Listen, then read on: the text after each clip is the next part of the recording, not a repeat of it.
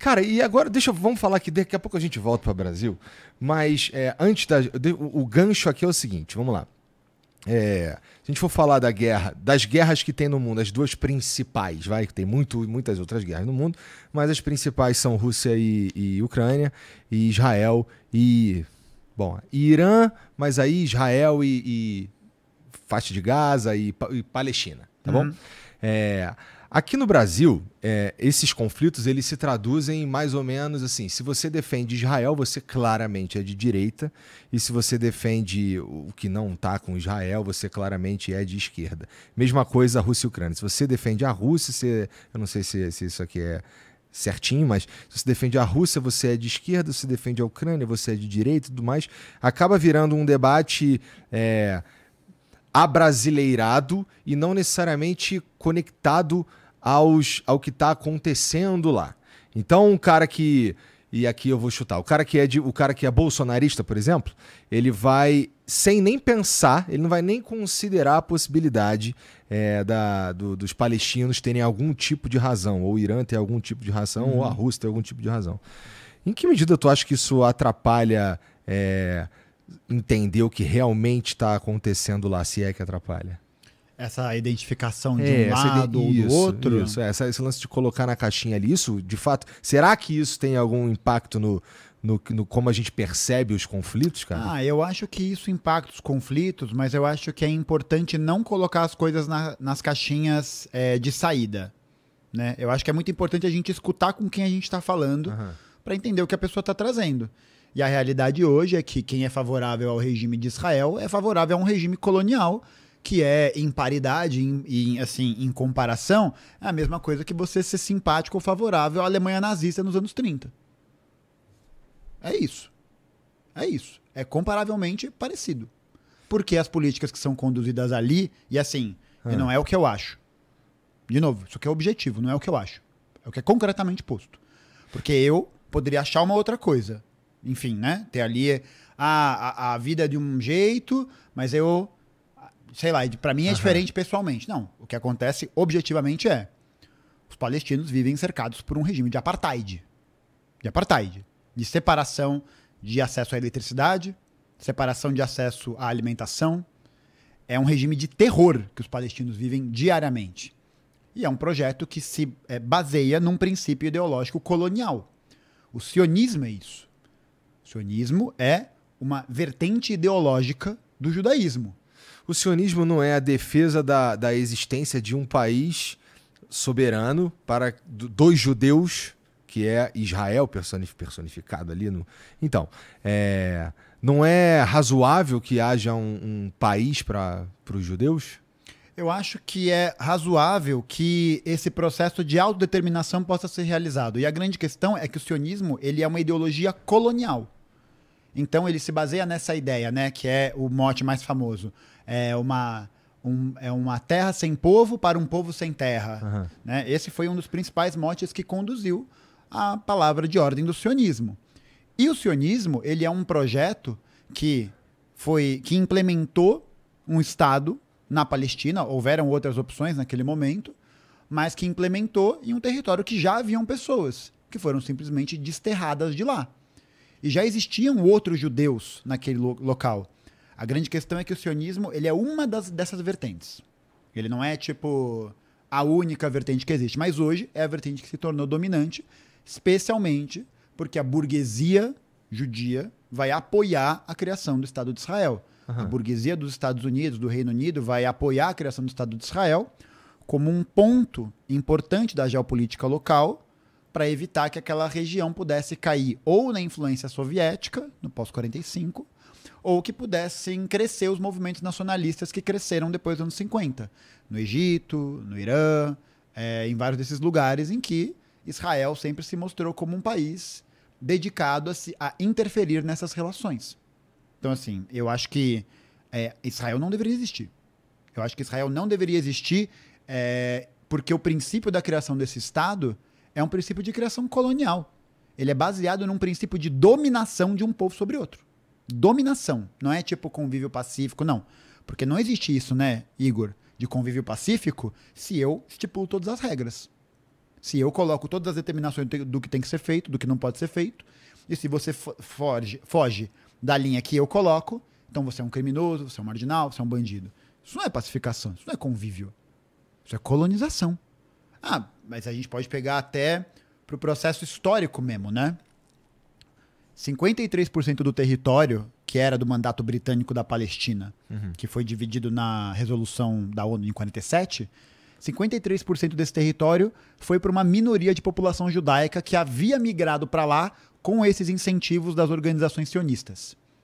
Os outros 47%, que era onde tinha a maioria do povo árabe, então não maioria só numericamente, mas maioria também em termos de proporção, né? Mas em número, tinha muito mais árabe do que povo judeu, e ficaram com 47% das terras, com terras que eram piores. E assim, uma determinação internacional que não parou para ouvir os palestinos. É como se alguém chegasse aqui numa terra, numa parte do Brasil, chegasse aqui em algum lugar e falasse, a gente vai criar aqui um negócio, vai ficar metade para um lado, metade para o outro, né? Sei lá, você vai criar um negócio, você vai criar um outro estado no Rio de Janeiro, sabe? Aí um pedaço aqui dessa cidade, da Zona Sul, ali a Tijuca, vai ficar para o grupinho A. O outro pedaço vai ficar para o grupinho B. Só que aí você cria uma regra que a pessoa que mora no grupinho B, no outro lugar, ela não pode ter acesso àquela outra região porque ela mora ali. Mas antes a gente precisaria, a galera lá do Rio precisaria meio que se odiar também, não é? Não, porque não. Lá na região lá, os caras não tinham já nenhum tipo de... Porque antes de ser criado o Estado de Israel, eles eram dominados ali pela Grã-Bretanha, não era? Então, o que acontece a região era dominada pelo Império Turco-Otomano, tá. Aí acaba a Primeira Guerra Mundial. É assinada uma declaração, que é a Declaração de Balfour, que vai conceder as partes daquela região do Império Turco-Otomano, que foi derrotado, para a França e para o Reino Unido. A França vai controlar o que hoje a gente pega, que é a Síria e o Líbano, e a Grã-Bretanha vai controlar mais ou menos o que é a Jordânia e o que é Israel. Né? Israel, a Palestina, aquela região. E aí depois que passa esse momento em que o mandato britânico da Palestina exerce o poder lá, começam as campanhas de colonização e de incentivo para a migração de judeus da Europa, principalmente, para aquela região, com a promessa de acesso à terra, de assentamentos, etc. Antes da chegada desse projeto sionista, existia uma convivência relativamente pacífica entre os povos ali.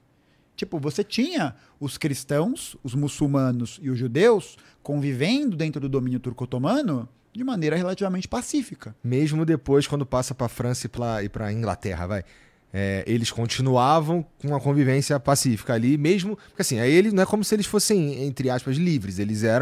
Estavam ali sendo... Era a França e a Inglaterra que mandava na região no fim das contas, né? Sim. Então, assim, não era exatamente o povo palestino soberano também. Não era. E aí a questão é que quando o projeto sionista avança muito, e aí o projeto sionista vai significar o quê? A retirada dos palestinos dessas terras originais, vai significar a remoção forçada dessas pessoas ali, por vários meios, militares, jurídicos, etc. E aí a galera se revolta contra isso. A primeira revolta dos árabes contra essa ocupação sionista é a revolta árabe de 36 a 39. Então, bem antes da criação do Estado de Israel. E aí, depois disso, a partilha da ONU foi aprovada, e aí o resto se consolidou. A criação de Israel foi condicionada a essa desocupação do território pelos palestinos, que se negaram. E que, junto com outros países árabes da região, contra essa ocupação que estava sendo realizada de maneira ilegal naquela região, se revoltaram e promoveram a primeira guerra árabe-israelense, que vai ali de 48 até 49, mais ou menos. A instalação de Israel bem ali no onde é meio que colocar no olho do furacão também. Eu sei o que tu vai dizer. Ali tem um projeto de poder, que você, na verdade, você acabou de falar. Não, é isso, né? Tudo é poder, tudo é projeto de poder. Que inferno, só fala isso. Mas assim, na prática... É meio que isso, né? Então, na prática, o que acontece é um conflito sem fim ali. Porque, assim, tem no Estatuto do Hamas, por exemplo, que é quem tá ali... E aí tu me ajuda se eu estiver falando merda. Na faixa de Gaza ali é onde está o grosso, a força do Hamas, não é? E no estatuto deles diz que Israel precisa ser destruído. Então não tem nenhuma esperança de paz. Não, eu acho que não existe esperança de paz na manutenção do Estado colonial. Enquanto Israel existir, a guerra vai continuar acontecendo. Porque é um Estado colonial que se expande cada dia mais. É um Estado colonial que tem como projeto o aumento do seu território e da sua área de influência. Então não tem como ter paz nessas condições. Porque você vai ter um Estado que vai sempre buscar se expandir, sempre, com a justificativa que for. Vai ser religiosa, vai ser econômica, vai ser as bombas nucleares, vai ser qualquer coisa. É isso. Desculpa, você vai arrumar. Esse projeto, ele significa necessariamente uma ruptura, significa um enfraquecimento até da soberania dos outros países localmente.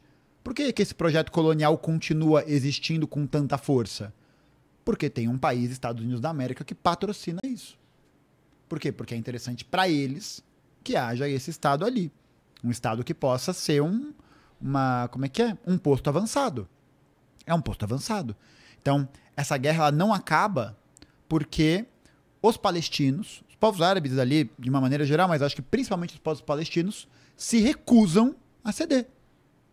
Se recusam a ceder. Porque ceder, tentar criar essas conversas, esses diálogos, não é diálogo, não é paz, é capitulação. A partir do momento que se fecha o acordo, então tá bom, igual os acordos de Oslo, né? Guerra aí século XX inteiro, em 1992 é assinada entre a autoridade palestina e o Estado israelense um acordo que são os acordos de Oslo, né? Que vão definir algumas fronteiras, que vão definir ali a amenização da questão do conflito. Isso impediu com que Israel continuasse avançando sobre o território palestino? Isso impediu com que Israel ampliasse sua legislação de perseguição aos palestinos? Não. Isso, na verdade, só esfriou o ritmo das lutas que haviam sido acumuladas nos anos anteriores. Especialmente na primeira intifada, que é a primeira grande revolta palestina em 87. Então, percebe que é isso? Se você dá esse espaço para esse Estado colonial continuar crescendo, ele vai continuar agredindo os outros países naquela região. Porque essa é a tendência do que ele foi projetado para ser. Você olha, sei lá, né, por exemplo, a própria criação e ascensão da Alemanha nazista nos anos 30. É um projeto expansionista, que se declara expansionista o tempo todo. A Inglaterra e a França fazem meio que essa... ali, né, deixa esse maluco falar sozinho, né, deixa ele lá e tal. Elas meio que concordavam com ele, mas tudo bem. Deixa o cara ali, a gente vai cedendo. Vai cedendo, vai cedendo, vai cedendo. Até que uma hora irrompe a guerra. E aí os interesses se conflituam naquele momento. Né? Se conflitam. Então acho que enquanto existe o Estado de Israel ali, a guerra vai continuar acontecendo. Porque a tendência é essa. É essa guerra... o que os palestinos fazem, né, e não só o Hamas, mas a Frente Nacional de Libertação da Palestina, porque não é só o Hamas que luta contra o Estado de Israel. São várias organizações diferentes. O Hamas é o partido político que governa a faixa de Gaza desde 2008, que é o partido dominante lá. O Hamas, ele não é um partido político. É um partido, sim. Então tá. Porque assim, pra mim, eu conversei com o cara que é o filho, ele é filho de um dos fundadores do Hamas, acho que é Mossab, não sei o quê. Tem um livro dele aí. Ele veio aqui. Acho que eu vi lá embaixo, o filho do Hamas, né? Sim. Tu deve saber quem é, portanto, ou não? Não, eu só vi o livro Filho do Hamas. Tá. Esse cara, a gente conversou e assim, o Hamas é um grupo terrorista. Tu tá falando pra mim que é um partido. É um partido. É um partido que tem ações no campo militar. Você vai falar, por exemplo, o IDF, o Exército de Israel, é um grupo terrorista? Cara, eu acho que não, porque é o exército de um país. Você vê que a diferença, qual que é? Formal. O que define o que é um grupo terrorista ou não? Se você toma São umas as ações terroristas. ou os nomes? O Hamas... Bombardear o hospital e escola é o quê? Tá, mas aí... Bombardear mercado, você abrir fogo contra a Palestina que está indo buscar farinha no ponto de abastecimento, você promover a guerra mais mortal contra jornalista, é a guerra atual. É o processo do genocídio agora, da limpeza étnica de agora. Você já viu fotos da faixa de Gaza de 2 anos atrás e de agora? Cara, vi. Vi. Qual que é a explicação para isso? É tipo, acho que o que se tenta fazer é pintar moralmente essas formas de resistência do povo palestino e assim, não é dizer que essas organizações não tenham contradições ou não tenham problemas. É isso. A gente pode discordar de métodos, de análises, de táticas, etc, etc. Fato objetivo e concreto existe uma tentativa de se pintar qualquer movimento de resistência à ocupação sionista como um movimento terrorista. Como um movimento que pode ser associado ao terror, pode ser associado a qualquer prática que seja deslegitimada. Mas aí quando você pega para ver os vídeos dos soldados do IDF brincando com roupas de crianças de escolas que foram bombardeadas recentemente e dando risada sobre isso, por que não existe o mesmo tipo de julgamento, de juízo que a Globo, que os grandes grupos de comunicação pró-sionistas fazem? Por que ninguém chama o IDF de uma organização terrorista, de uma organização sanguinária? Por quê? Porque senão você perde essa cama de moralidade. Você perde esse lugar, porque é isso. Grupo terrorista. Né? É isso. É essa a imagem que é gerada na opinião pública. Por isso que você nunca vai sinalizar. Você nunca vai sinalizar, por exemplo, que a atuação de um Estado que bombardeou o acampamento de refugiados da ONU é uma ação terrorista. O que eles vão falar? Israel tem o direito de se defender. Israel é um país agredido, pobre coitado. Então a gente pode jogar bomba no Irã, pode jogar bomba no Líbano, pode jogar bomba no Egito, pode jogar bomba na Jordânia, pode jogar bomba no raio que o parta. Por quê? Porque a missão civilizadora, porque o lugar que eu moralmente ocupo nessa relação não é o mesmo lugar que esses terroristas selvagens. Não é o mesmo lugar que esses bárbaros do Hamas ou da Frente Nacional de Libertação da Palestina. É o lugar de o quê? Israel não se vende como uma única democracia do Oriente Médio? Por quê? Porque você aí fala que os outros regimes não são democracias. São regimes ditatoriais, totalitários, autoritários. E assim, Israel é uma democracia que funciona nos moldes de uma democracia burguesa e que nega o direito de trânsito livre, né, da grande maioria dos palestinos, que precisam andar com um passaporte nas mãos. Igual na África do Sul, do apartheid. Qual que é a diferença? Qual que é a diferença objetiva? Qual que é? É porque é isso. O histórico que o Estado de Israel, que o discurso sionista se utilizou, e portanto Israel também, é de isso ser uma compensação pelos eventos do Holocausto. Então isso é utilizado. Aí imagina, se você fizer essa posição contra o sionismo, na opinião pública, no senso comum, é automaticamente a negação do Holocausto. E não é. Não é. Antisionismo e antissemitismo são dois processos completamente diferentes. São duas coisas distintas. E acho que a continuidade da existência do sionismo enquanto uma ideologia que faz com que essa guerra não acabe nunca. Porque se esses povos um dia desistirem de fazer essa luta pela soberania local, para os interesses locais e da defesa dos palestinos, é uma possibilidade de expansão de Israel. Assim como, inclusive, se enfim, tiver até como mostrar a imagem, tem uma imagem do Benjamin Netanyahu que ele está numa reunião da ONU, em que ele mostra o mapa da grande Israel, que já mostra Israel, o projeto dele, pegando territórios de outros lugares que Israel hoje não tem. ONU? É uma reunião que ele está na ONU. Isso daí não é um mapa que ele está falando sobre países que entrariam nos acordos de Abraão? Então, nos acordos de Abraão, o que eu conheço dessa imagem... Não. É um outro que ele tá com um mapinha azul. Eu já vi essa foto aí. Mas aqui ele tá mostrando, essa aqui é a grande Israel, porque o discurso central do sionismo é muito baseado no reino mitológico que houve em Israel entre o ano 1700 a.C., de Salomão, Davi e tal. E aí esse discurso da Eretz Israel, né, da grande Israel, é um discurso que é utilizado pelos sionistas como uma justificativa histórica de esse território é meu, porque estamos aqui, né? Então é uma brisa muito próximo ao que era a teoria do espaço vital do Estado alemão nazista. Porra, eu tenho maior dificuldade que, assim, por exemplo, tu fala, pô, quem bombardeou a escola? Ou os caras dão tiro em gente que vai buscar farinha pra comer e tal. As informações, cara, elas chegam... E eu tava falando isso aí com o André Lais, por exemplo, que é um sionista na semana passada. Inclusive, fazer aqui uma menção muito rápida, eu acho que é muito importante para poder colocar e o público ter acesso a essas informações e confrontá-las, né, de maneira objetiva, concreta e com compromisso com a verdade, com a informação, de, por exemplo, botar um debate. O Breno Altman, que é um jornalista muito famoso, é um cara que está sempre debatendo essa questão da Palestina, já convidou o André Last, que é um representante do sionismo, que não tem problema nenhum em dizer isso, para um debate, para poder contrapor essas ideias e mostrar quais são as verdades. Mas tu acha que esses debates aí, eles são... E o André Last não foi. Tu acha que esses debates são proveitosos? Eu pergunto na moral, tá ligado? Porque eu vi... Em geral, quando eu vejo uns debates assim acontecendo, não necessariamente nesse tema, mas, por exemplo, comunismo contra capitalismo. Eu acho que depende muito. Eu acho que depende do tema. Tipo, acho que é importante que esses temas e essas informações, elas consigam ter uma concretude, tá ligado? Então, por exemplo, um debate comunismo versus capitalismo, eu acho que já é um debate mais ou menos assim. Porque são termos e são visões históricas muito abstratas das coisas, né? E acho que isso é pouco palpável.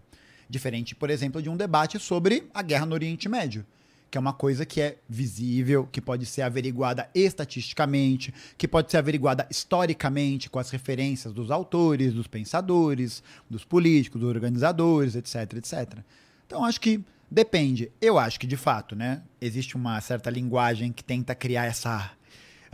se matem, né? Acho que isso existe. Mas eu acho que depende de quem é o debatedor também, por exemplo. Depende de quem tá posto. Entendi. Então acho que é isso. Eu não sei, porque assim, a sensação que eu fico que assim, eu não tô dizendo que eles devem. Que eu sou, sei lá, não tô cagando em cima do cara que promove ou que propõe esse debate, não é isso. A sensação que eu tenho toda vez que eu vou ver o que aconteceu é sede de sangue da audiência, tá? E assim, o resultado final é nenhum. Sabe qual é? Eu acho que a gente não tem como saber.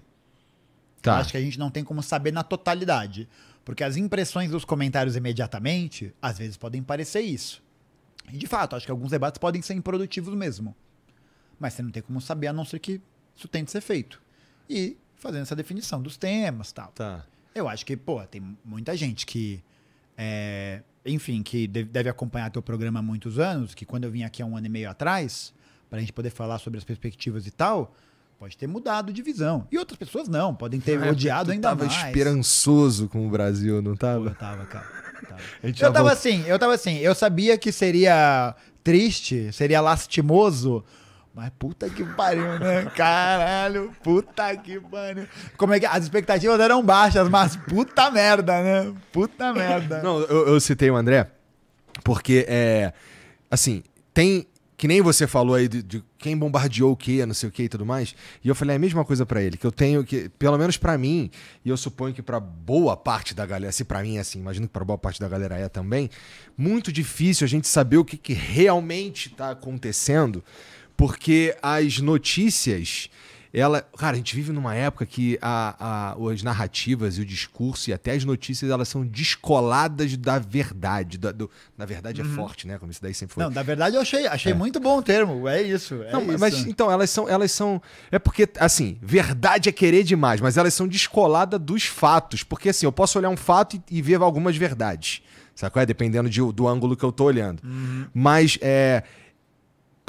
hoje a gente vive numa época que os discursos e as narrativas, elas são, na verdade, construídas para fortalecer pontos de vista e não necessariamente são ligados ao que aconteceu, sabe? Eu vejo isso diariamente na internet e assim, é fácil.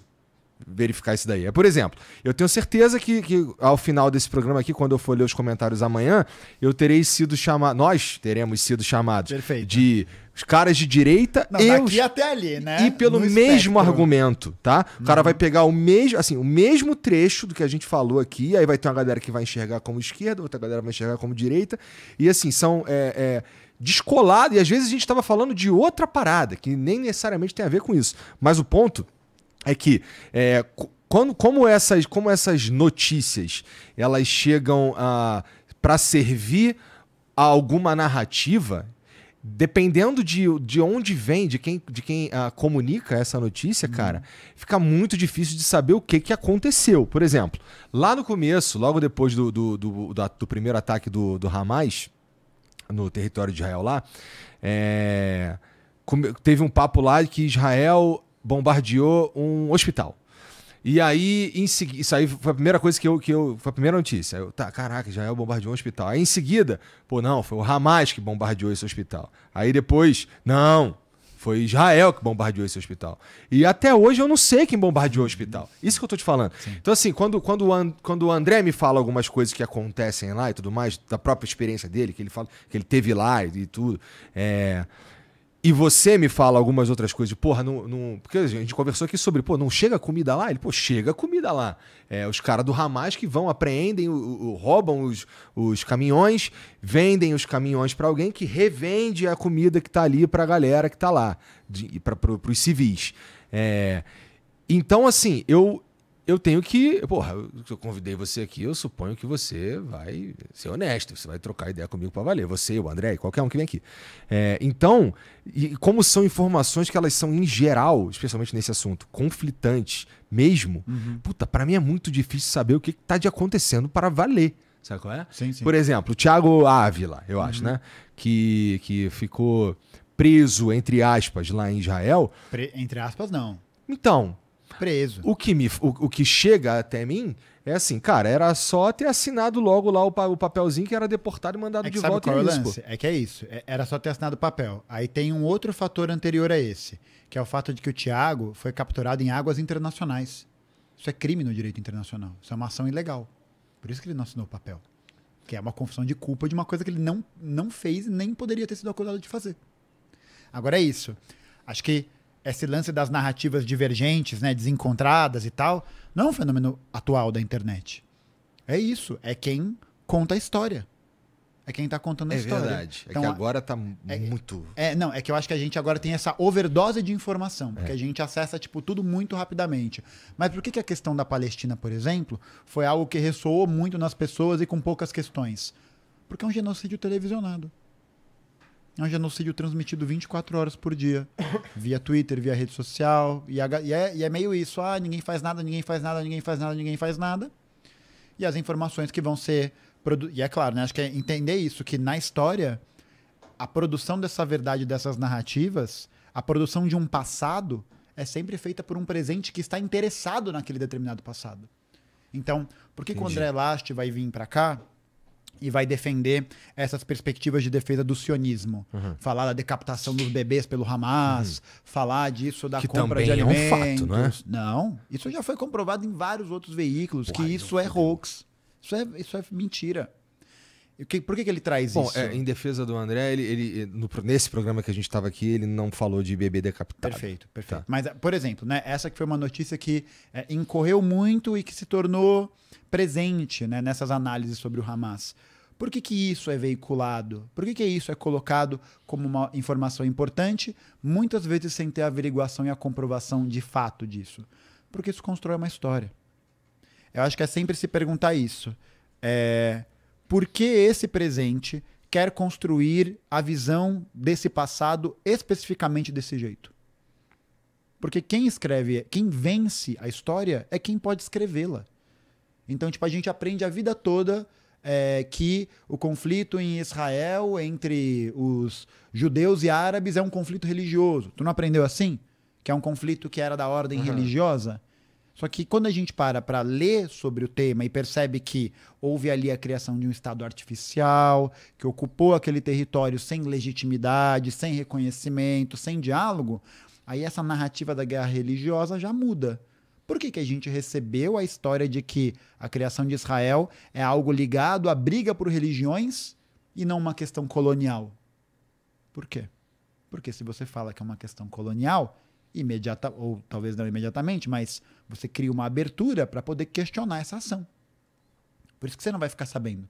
Por isso que a galera, quando falava de comunismo, né? Pô, sei lá, 6 anos atrás, né? Antes da pandemia, a gente ouvia falar tanto sobre comunismo de maneira abstrata, mesmo em geral, na sociedade por aí?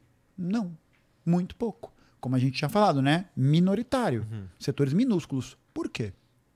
Porque os comunistas são ineficientes na sua divulgação e na sua propaganda nos últimos anos? Acredito que sim. Existe a responsabilidade pelos organismos dessa falta de profissionalização, de fato. Mas como são escritos os livros de história? Quem escreve os livros de história? Para quem eles são escritos?